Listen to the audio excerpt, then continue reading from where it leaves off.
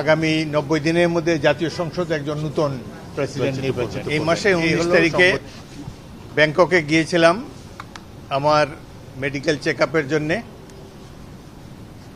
গতকাল আমার medical check up শেষ হয়েছে, সেই কারণে আমি দেশে চলে এসেছি। আপাতত এর বেশি কিছু বলার নাই। সবাইকে ধন্যবাদ। স্যার, একটা বড় বিষয় নিয়ে অনেক গুঞ্জন চলছে যে রাষ্ট্রপতির পদত্যাগের বিষয়টা, আসলে স্যার এটাকে আপনি কোনো বিষয়ে অবগত নাকি? আর আরেকটু সামনে যেটা জানতে চাই, যদি উনি করে থাকেন সেই ক্ষেত্রে প্রসেসটা কি? আমি দেশের বাইরে ছিলাম, সুতরাং এখানে কে পদত্যাগ করলো কি করলো আমার কিছুই জানা নেই। এখন হয়তো জানতে পাবো, জানি না।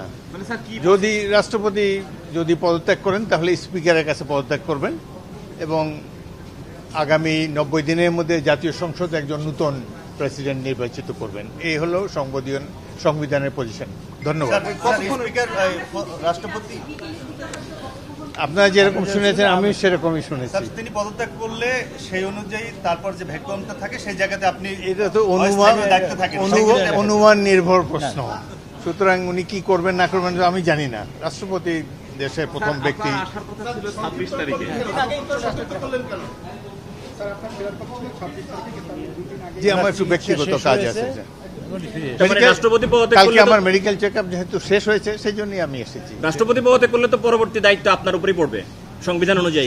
এটা একটা ট্র্যাডিশনালি বাংলাদেশের সংবিধানে লেখা আছে, যখন রাষ্ট্রপতি পদত্যাগ করে তখন অ্যাক্টিং স্পিকার হিসাবে, অ্যাক্টিং রাষ্ট্রপতি হিসেবে স্পিকার দায়িত্ব পালন করেন। বাট মূল রাষ্ট্রপতি নির্বাচন করে জাতীয় সংসদ, সেটা 3 মাসের মধ্যে করতে হয়। এটা হলো সংসদের পজিশন। Thank you.